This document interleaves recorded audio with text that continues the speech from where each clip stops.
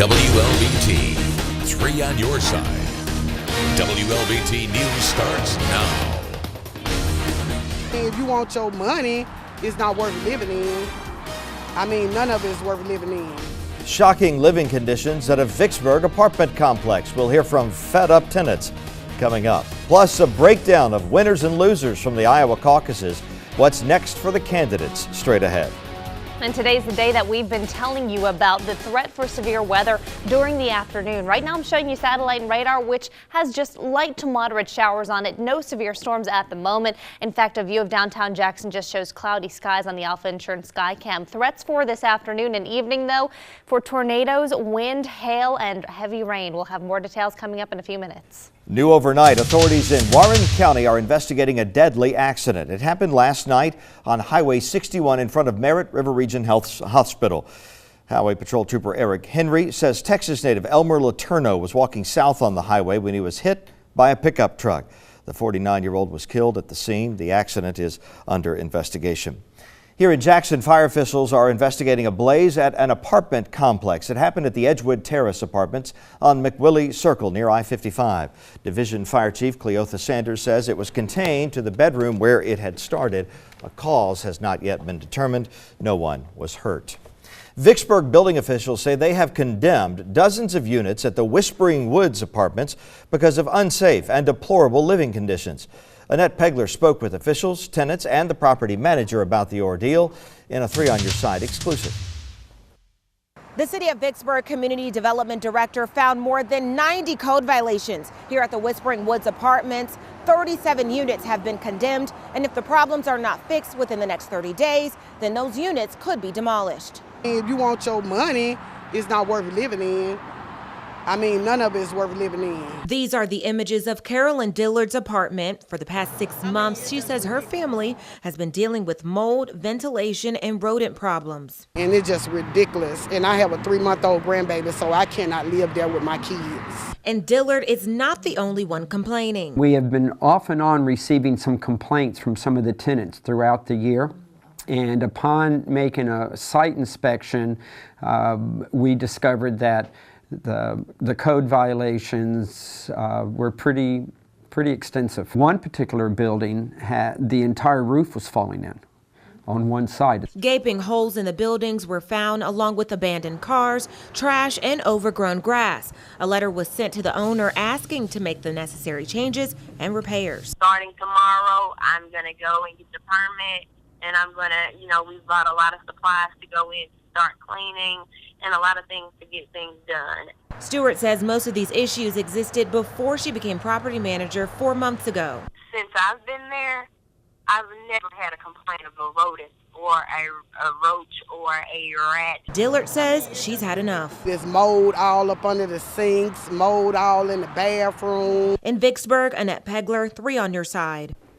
New this morning, the Jackson County Circuit Clerk's Office is sending out letters of apology after nearly 350 potential jurors got a jury summons with a phone number for an explicit adult hotline. Resident Mike Coleman says the local number on the summons was busy, so he called the 1-800 number. And that's when he got a recording that invited him to join an adult chat line. The circuit clerk says one digit in the number was printed incorrectly, and he's still trying to figure out what caused that error.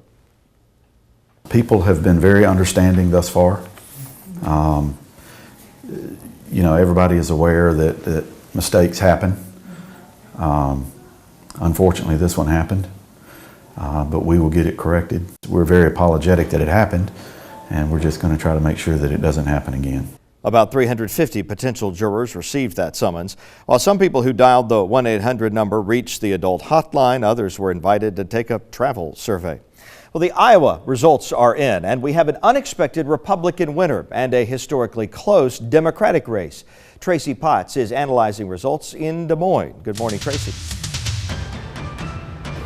Wilson, good morning. We do have 2 winners this morning. It took a while. The Republicans declared Ted Cruz the winner last night after he sailed to victory over Donald Trump. But after a night of counting over and over, it was early this morning before the Democrats had a winner.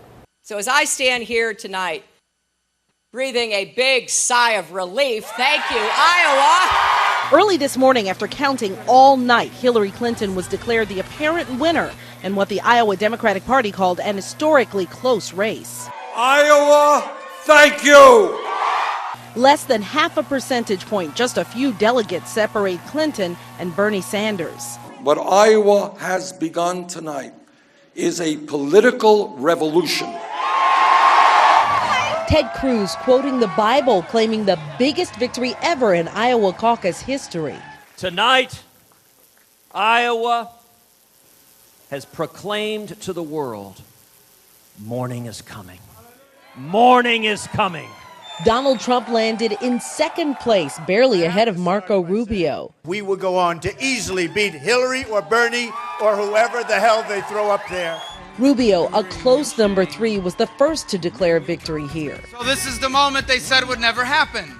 All the candidates pledging to battle it out in New Hampshire and beyond. Turnout was strong, especially here in Des Moines. One of the caucus sites ran out of registration forms. There were so many people trying to get in at the last minute. From Des Moines, Iowa, I'm Tracy Potts for 3 on Your Side. Well, while Hillary Clinton says she defeated Bernie Sanders in the caucus, the Iowa Democratic Party has not yet declared a winner. Cheryl Lassiter has the latest on that from the Alert Center now. Cheryl.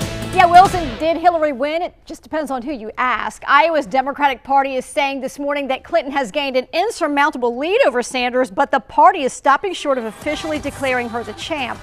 Right now, the party says Clinton has been awarded 699.57 state delegate equivalents, while Sanders received 695.49 equivalents, with one precinct outstanding. That precinct is Polk County.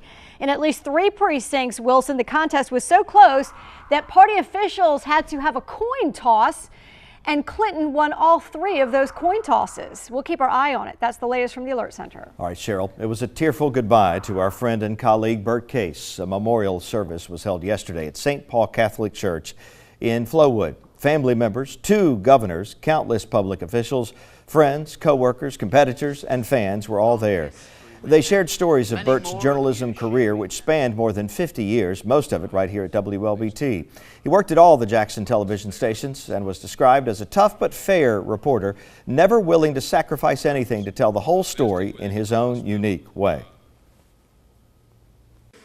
Bert Case was going to ask you the question he expected you to know the answer to. And he made me a better person by doing so, a better public official. I mean, Bert was definitely the total professional as a journalist. Bert was one that really went after the subject matter and just went and got the tough answers. Bert Case was a journalist first, but also had a deep love for model trains, real trains, boating, and the outdoors. This past Saturday would have been his 77th birthday.